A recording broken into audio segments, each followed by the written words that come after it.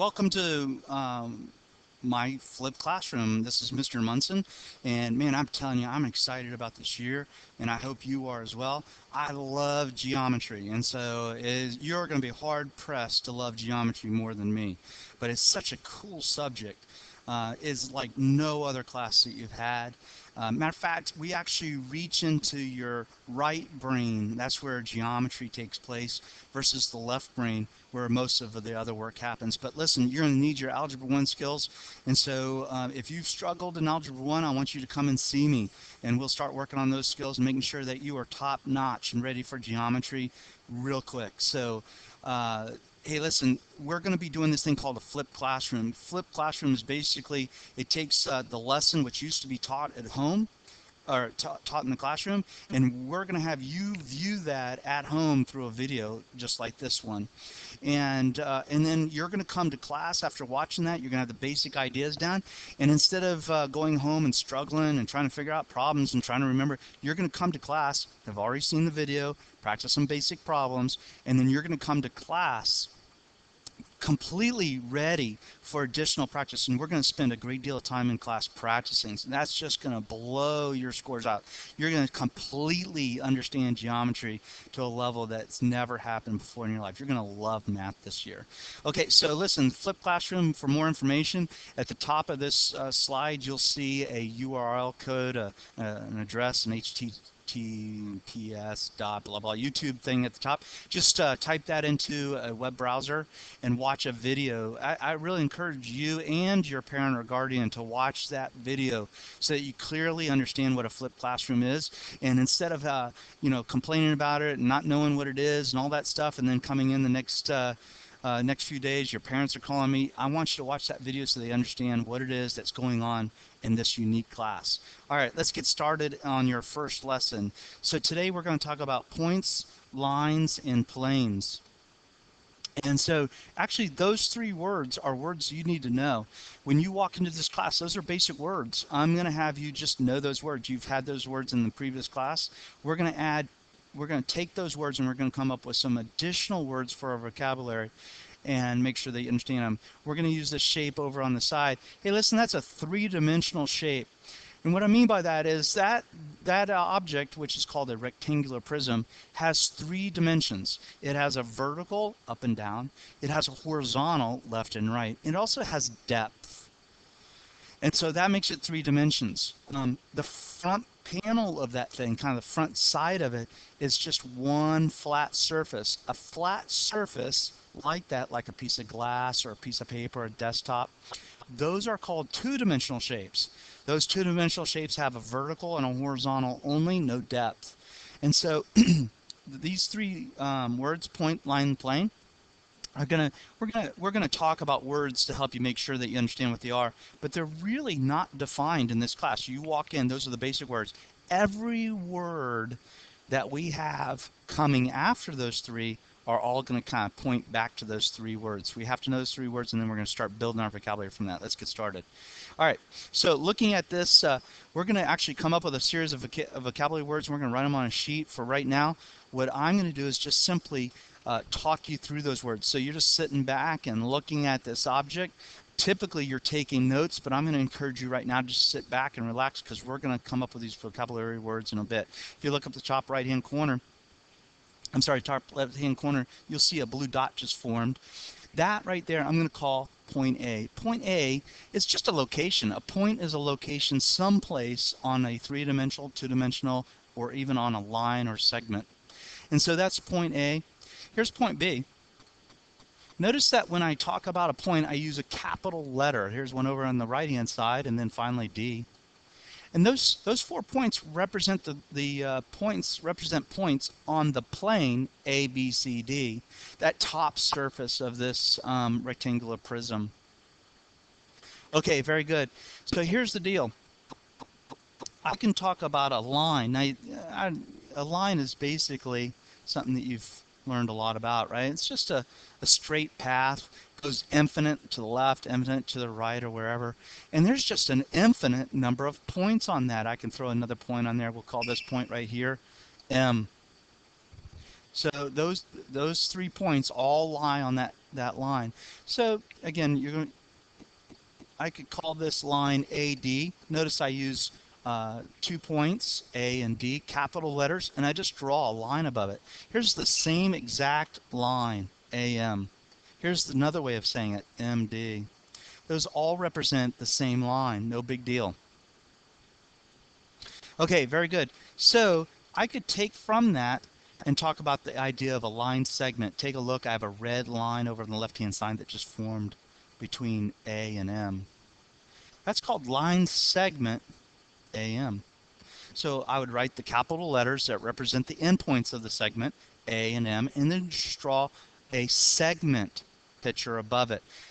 Notice the big difference between AM, the segment notation on the left, and the line AM on the right. They mean two totally different things. AM is part of the line AM. All right, very good. So let's talk about, let's say this point down here at the bottom, you'll see a red one just formed there, and we'll call this E, and this one F, okay? So I could talk about the segment EF if I wanted to.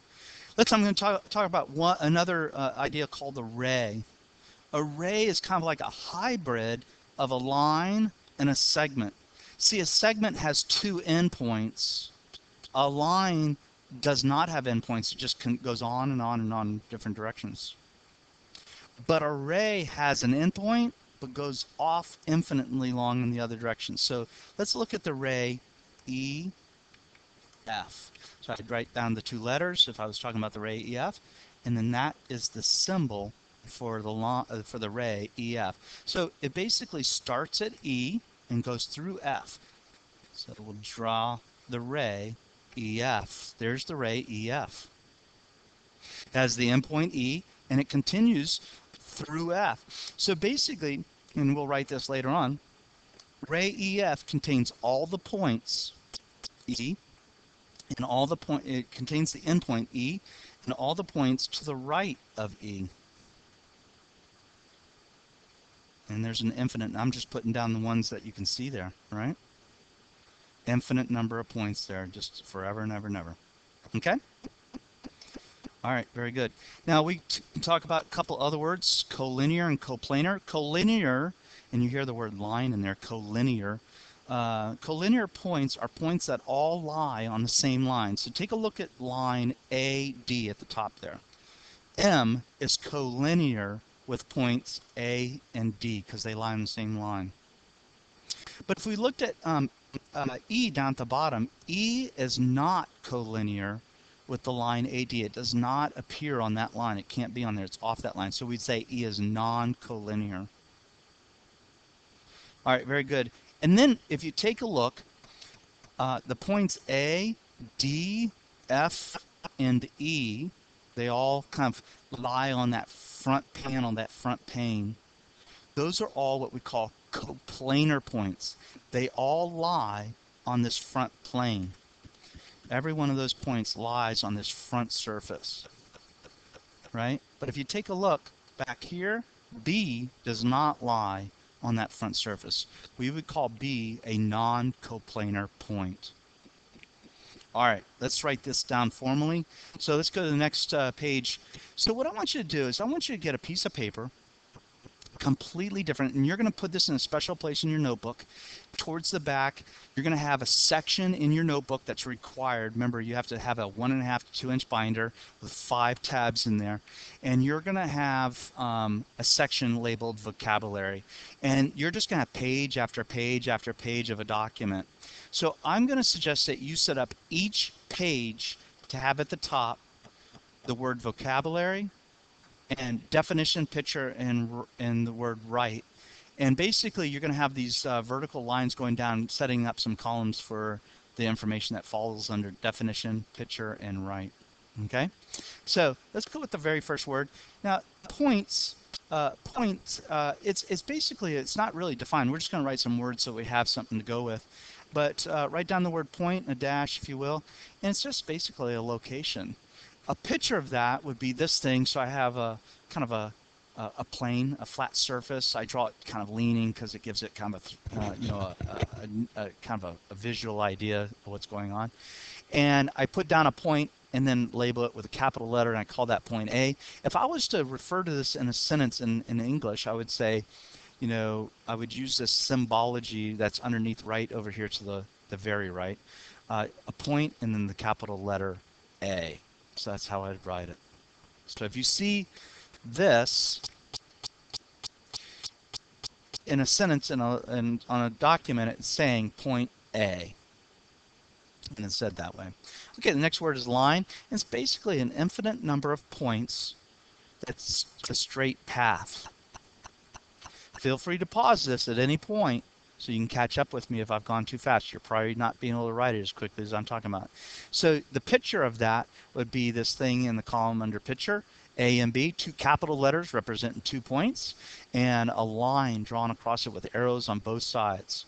Over to the far right, you'll see AB with a line drawn above it. That would be how I would say in an English sentence, the line AB. Moving on. Feel free to pause if you need to. So the next word is plane. It's basically a flat surface. And this flat surface, I can show a picture of it. It looks like this, A, B, C, D.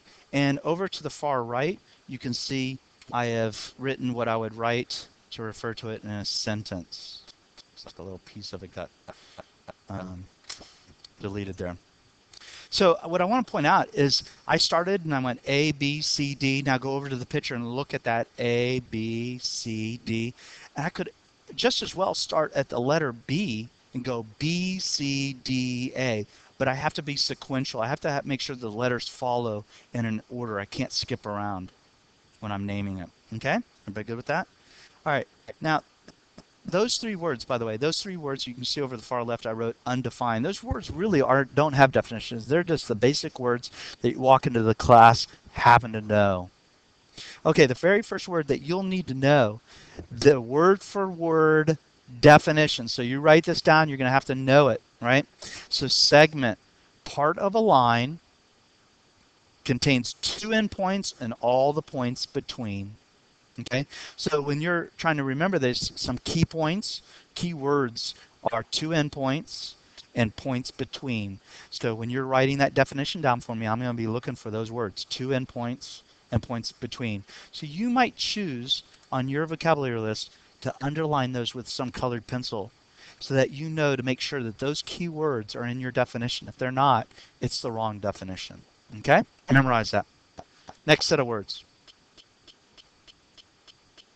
Let me blank out the screen so you're not overwhelmed by it all. Next word is ray. So ray is part of a line, contains an endpoint, that means only one, and all the points on one side of the line.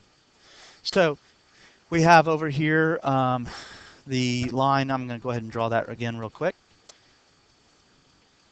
You have the line AB. And so to talk about the ray AB, I put down a point at A and draw off the ray through B. And so it contains the point A, the endpoint, and all the points on the same side as B. Okay? So if you look down here where it says non-collinear, there's a point. Whoops, that's the next word. I'm sorry. Here we go. Collinear. Okay? Points that lie on the same line. Again, pause it if you need to. So if you look over to a little further to the right, you'll see that there are 3 red points and a line that goes through them, and then a red point that's floating above the line. That point is not collinear, and we use the term non-collinear to represent points that don't lie on the same line as other lines or other points. All right, then the next one is coplanar. Now, coplanar and collinear sound similar. They're obviously spelled differently and everything. Collinear means lines that lie on the same line. Coplanar are objects that lie on the same plane. You can see line and collinear is in the word, and the word plane is in planar. So, all right. So objects that lie on the same plane. Take a look at the picture. So basically I have a plane in space, A, B, C, D, and E are all coplanar. They all lie on that sheet of glass.